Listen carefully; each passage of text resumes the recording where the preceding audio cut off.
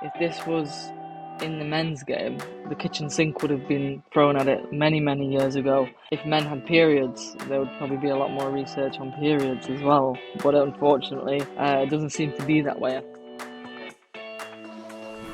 I'm so excited because I can just feel it in my bones, feel it on my t-shirt, that it is coming home again. I'm beside myself excited for the World Cup. Are we dreaming big for this? Tell me right now. Of course, we're dreaming big. We're always dreaming big. I've never gone to a tournament and not thought I'm coming home with that trophy. So this is no different.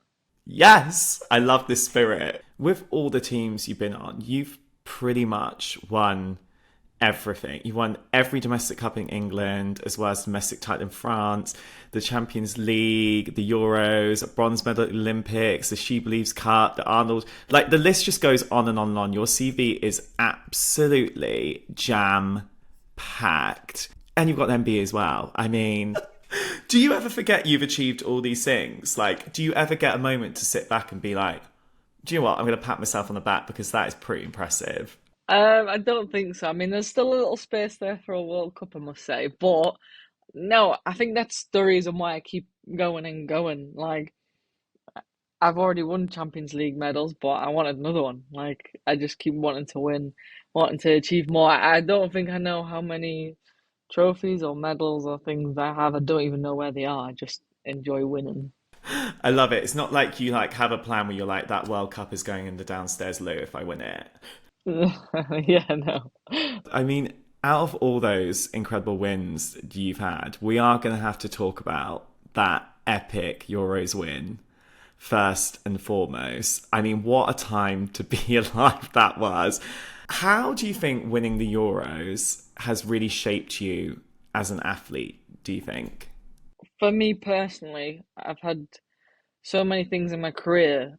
However, I never really got over the line with an England team. I think to do it at home in Wembley with all the fans and family and friends able to come there was an experience that I'll never, probably never ever get again with that same sort of sentiment and feeling. And I think as an athlete, for me and for the girls, we finally proved that we can do it. It's like, oh, it's coming home, and when are England finally going to beat the Germans, or when they're going to win at Wembley, or all those little things, the little things that people hold on to. And it was, yeah, we've done it. Like it gives you that bit more confidence, a bit more. I don't know. You kind of pull your shoulders back, chest up, and you can be a bit more proud of yourself, a bit more confident when you walk on the pitch now. Yeah, I love that. Is there a moment from the tournament that's really stuck with you and that you will never forget? In the final, the funny moment was uh, just keeping it in the corner at the end with Chloe and Tooney. And I remember Chloe was get the ball for me like on a throw in, and she'd say, "Lucy, just take a yellow card. I've already got one because I took my top off, but you can just take a yellow card. Just waste time." I was thinking, yeah, you got a yellow card because you scored the winning goal and you took your top off and you become an icon. You want me to sit and waste time messing about with the ball? I'm just obsessed with that level of teamwork that she's like, just take this yellow card for the team.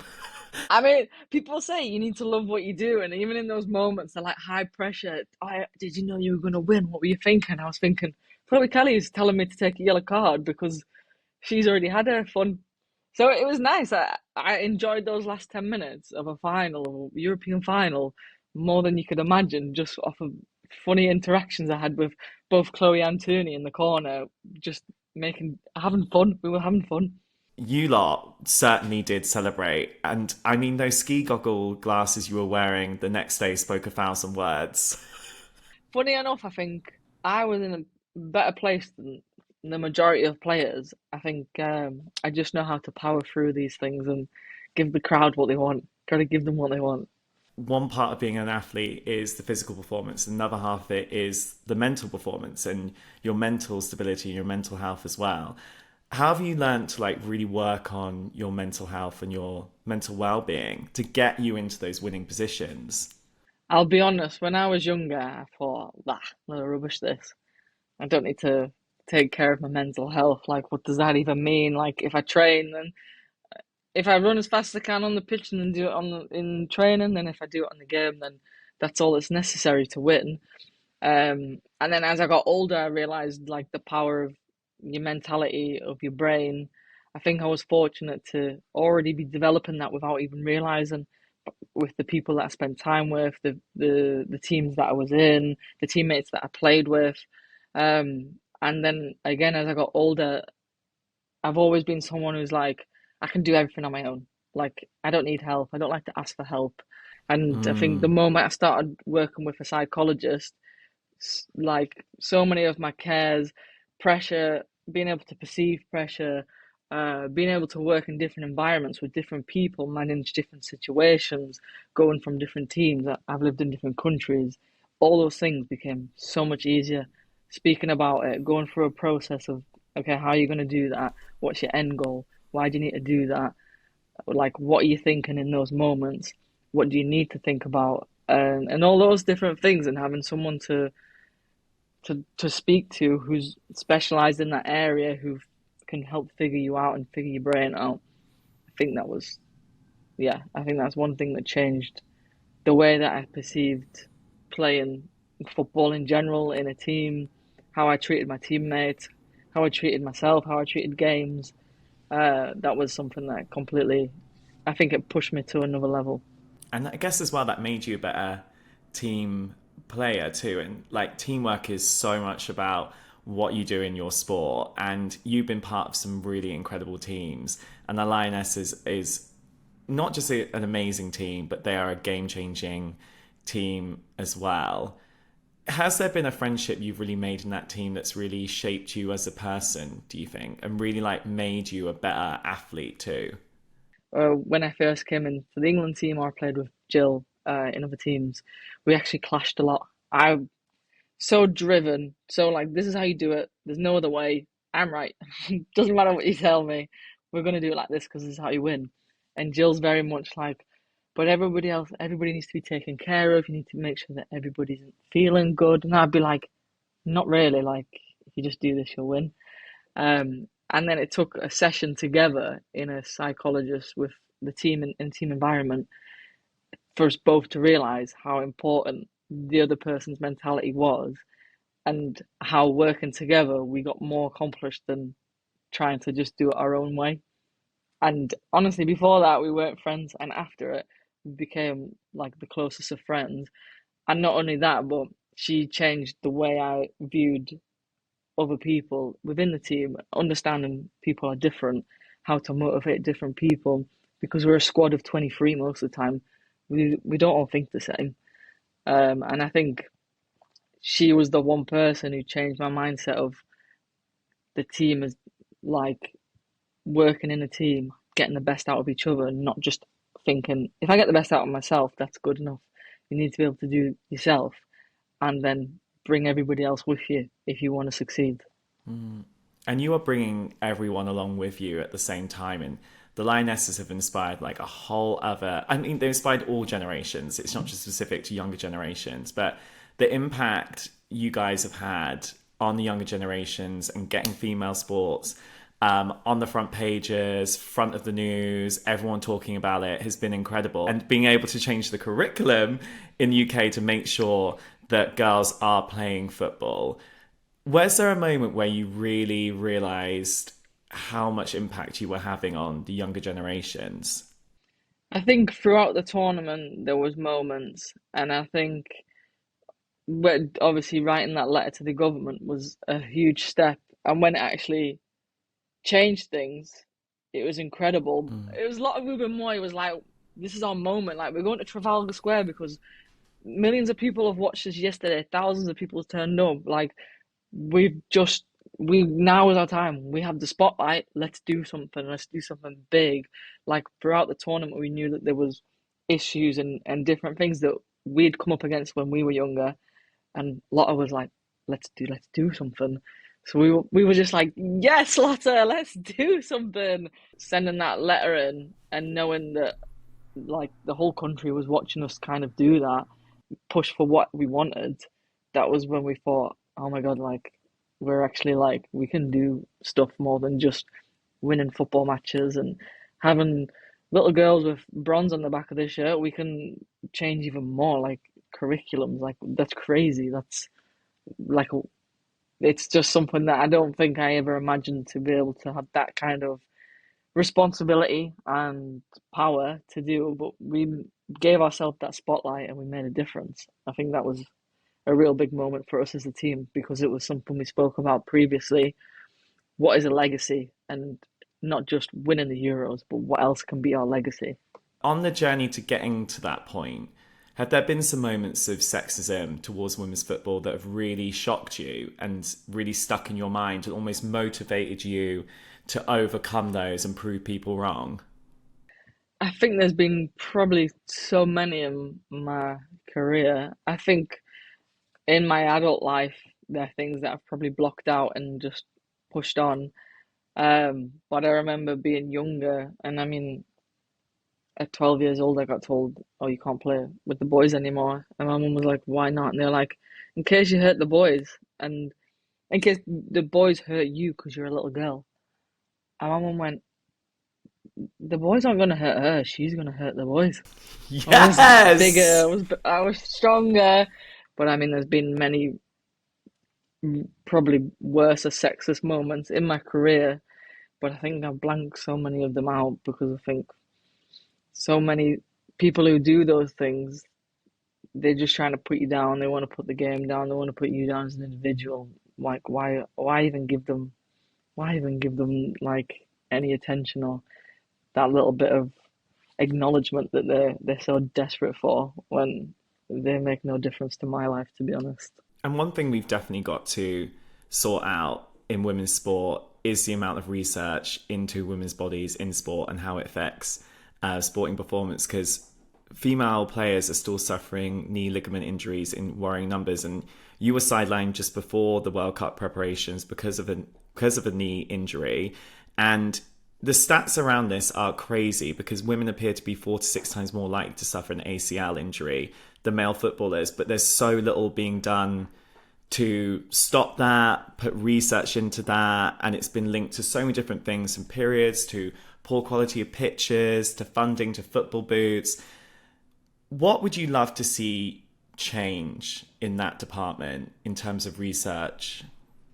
Oh, I mean, I do think there obviously is research out there, but I think it's a lot of our players have said the same. Like, if this was in the men's game, like the kitchen sink would have been thrown at it many, many years ago. And don't get me Mm. wrong, I think injuries are part of the game. However, are we doing the most we can to prevent them in women's sport, women's football especially, obviously? Um, and do we really put the backing behind it? Because I think if men had periods, there would probably be a lot more research on periods as well. But unfortunately, it doesn't seem to be that way. I think, I mean, and then you have the other side of it of, the quality of the pitches, the quality of the things that we're given, the quality of the gyms that we use, the expertise that we're given. Like, it's a lot lower than the men. The men have a lot more resources given to them, a lot more finance put into them. I understand that sport has a business aspect to it, but at the same time, there's some like well-being and sort of care in the sports that should be like a bare minimum, and it seems to be that a lot of the time, yeah, if the research is there because the men have it, we have it. But if it's something completely different, like periods, then it's nowhere to be seen. And meanwhile, Nike are really leading the way with gender parity, from game changing campaigns to game changing sportswear. And the New England kit is the definition of game changing. It's specifically designed for women and women's needs with period conscious blue shorts instead of white. And we love to see it. And it's about time we're getting that kit. How much of game changer is that to you and the team? I think even when was it the last World Cup when we first got like our actual own kit, it's only been kind of in my career where the fit of the kit's been right, let alone talking about the color of the shorts and you know going into leak-proof technology in shorts, which has been even more recent. But like when you talk about a sport, how much do you say? He's just not got a lot of confidence at the minute. And you might be talking about the performance, but you get the confidence from the way that you feel. Like Mm, we all feel better in different clothes. It's the same when we perform. Like we feel better if the clothes that we're wearing is fit us right because it's made for us because Nike care what we feel like. And that makes a difference knowing that the brand that's like well, not just sponsoring, but the brand that's there with you actually cares about what you think and what you think about their product, what you think about when you're playing. and I guess having like Nike's Leap Protection Short gives you such another level of confidence, and it must super empower you to literally go out there, put anything to your back of your mind, and literally go out there and be the athlete you want to be, right? Yeah, and I think even with products like that, it's not even how the product performs, but like the fact that we can even just talk about it. Like years ago, if you said, "Oh, like the women need like underwear that's gonna, because they leak on their period," people were like, "You can't say that. You can't say that on a podcast. You can't say that in the media.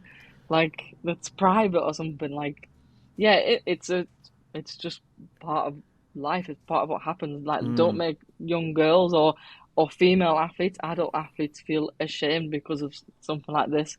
Let's just find a solution. Let's empower them to be okay with what happens with their body. mm. Even just talking about it and just having a product kind of breaks down barriers that girls have in sport. And then, yeah, the actual design of the product and what it actually means in the game is even another thing as well. And that's just a prime example of how sport can really change conversations. I mean, periods should not be a taboo topic. And the fact we can have a podcast and we can just talk comfortably about it is so inspiring, but it's also normalizing something that's completely normal. And we just need to get over these last taboos in sport and in our society to push through for equality, right? Exactly. That's one of the great things about sport. And the fact that it's football in England, that's football's predominantly being like, well, it's the biggest sport in the UK. Like that's what everybody's obsessed with. So as then footballers ourselves, but as the women representatives, we're like, oh my God, we've got like this opportunity to change so many things, to speak out about these taboos, to have a voice, to change things. Like I don't know, it's something that as young children, I don't think we ever expected to be able to do that, but yeah, to be able to change things in society through the power of sport, being women in one of the biggest sports in the country gives us an extra edge. And I mean, one of the things I also love about you is one of your middle names is actually Tough, which I actually couldn't believe when I read that. But you are tough by name and you're tough by nature. And all the stuff you've done has been so empowering, not only for you, but for so many other people. And you've inspired everyone to get tough, to dig deeper. When do you, though, feel like you've been the proudest of yourself and the most empowered as an athlete? I think the moment I feel most proud of or most empowered by myself was when other people in my own team used to come to me to say, Lucy, we need to do this. And I would be like, why come to me now? Because like people listen to you, because like they're scared of you, because you'll say what you think. Like you don't care if you're arguing with the head of the FA, the head of FIFA, or the man next door, or the woman at reception. Like you, if there's something that you care about, or you know that we care about, you're gonna fight for it. And I was like, oh, that's like that's what I've always wanted to fight for what I think's right. But the fact that other people seen that in me, and I had players in my own team come to me and say, we need to change this. And I'd be like, what do you mean we? They're like, you need to say something. And I was like, oh my God, that's like, I love that you think that I'm that person that will just go and fight for everything. Like, that's all like I've ever been taught from like my mum and my auntie is like empowering women and fighting for what's right. And I watched them do it and always was so inspired by them. And to think that I kind of turned into them, I was like, oh my God, this is amazing. And now I absolutely love arguing.